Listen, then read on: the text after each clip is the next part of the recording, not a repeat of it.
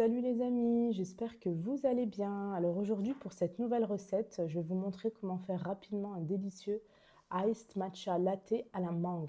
A tout de suite pour vous montrer les ingrédients.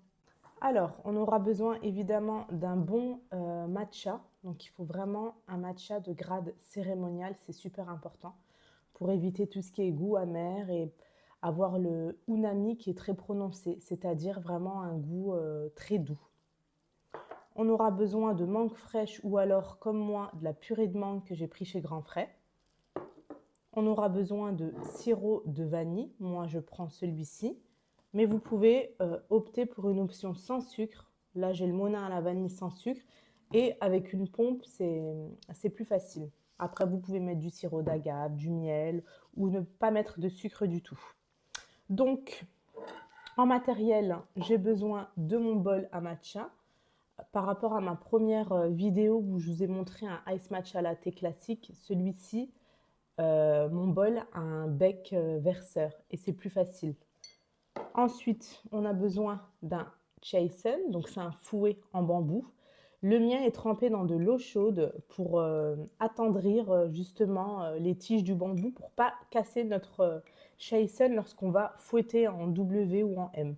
C'est super important de laisser tremper dans l'eau chaude.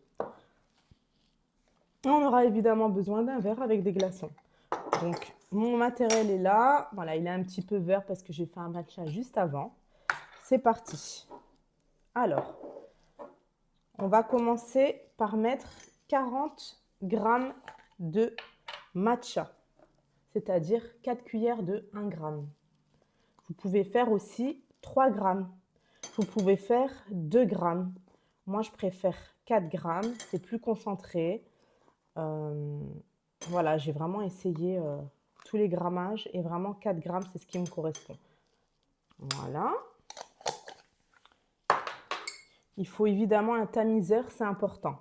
Vous prenez ensuite votre petite, je ne sais pas comment on appelle ça, mais il existe comme ça en ambier. Ou alors, il existe aussi comme ça. Moi, je préfère celui qui est en biais. Vous venez et vous faites des petits cercles pour faire passer votre matcha dans le tamiseur. Voilà, ça évite les grumeaux. C'est super important, il faut vraiment faire cette étape-là. Une fois qu'on a cette étape-là, moi, là, j'ai 40 grammes d'eau qui est chauffée à 75 degrés. Donc, pour 10 grammes de matcha, j'ai 10 grammes d'eau. Donc, si vous mettez 3 grammes de matcha, vous prenez 30 grammes d'eau. Si vous prenez 2 grammes de matcha, vous prenez 20 grammes d'eau. Et la température, elle est super importante. Moi, je la chauffe à 75 degrés. Vous pouvez la chauffer jusqu'à 80 degrés, entre 75 et 80 degrés. Donc, on vient verser notre eau dans notre matcha. On vient prendre notre petite chasen et on vient, comme je vous ai dit, faire des M ou des W pendant à peu près une trentaine de secondes. Vous n'hésitez pas de temps en temps à faire un petit cercle pour venir prendre les résidus de poudre de matcha qui se trouvent autour de votre bol pour vraiment récupérer toute la matière. Une fois que j'ai bien fouetté mon matcha, il doit ressembler à ça. C'est limite un petit peu crémeux. Voilà. Après, vous pouvez venir faire des petits mouvements comme ça. Vraiment 10 secondes pour enlever les grosses bulles. Voyez, vous pouvez faire ça aussi. Donc, une fois qu'on arrive à cette étape-là, je prends mon verre où j'ai des glaçons dedans.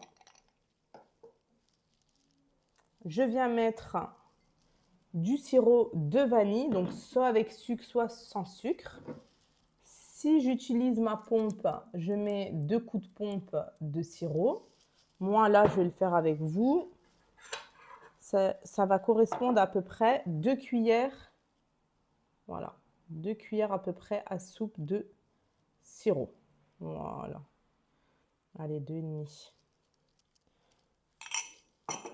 Je viens ensuite prendre ma purée de mangue. Donc là, 1 cuillère, 2 cuillères, parce qu'on veut quand même qu'il ait le goût de la mangue. Voilà, allez, j'ai mis 4 cuillères. Donc celle du grand frais, elle est composée à 90% de mangue et 10% de sucre. Donc elle est un tout petit peu sucrée. Donc si vous préférez faire votre purée de mangue à la maison, c'est facile, vous prenez votre mangue, vous la mixez, voilà. Ensuite, évidemment, le lait d'avoine. Moi, en tout cas, je l'avais dit dans une précédente recette, celui-ci, c'est mon préféré et il est en édition barista, donc c'est un lait qui mousse. Voilà. Donc, je remplis mon verre comme ceci. Je dirais que là, j'ai dû mettre peut-être, allez, 150 à 200 millilitres de lait. C'est un verre qui correspond à peu près à 450 millilitres. Voilà. Une fois que j'ai mis mon lait, je viens verser mon matcha. Voilà. Et vu que moi, il me reste un petit peu de matcha ici et que je ne veux pas perdre de matière, je viens prendre un tout petit peu de lait, entre 50 à 100 millilitres de lait. Et je viens mousser mon lait comme ça légèrement. Donc là, vous pouvez faire des ronds, des cercles, ce que vous voulez, voilà. Moi, je le fais mousser un peu.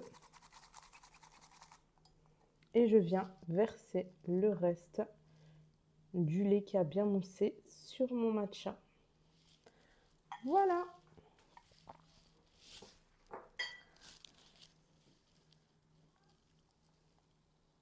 Vous voyez, on voit bien les différentes couches matcha, lait et mangue.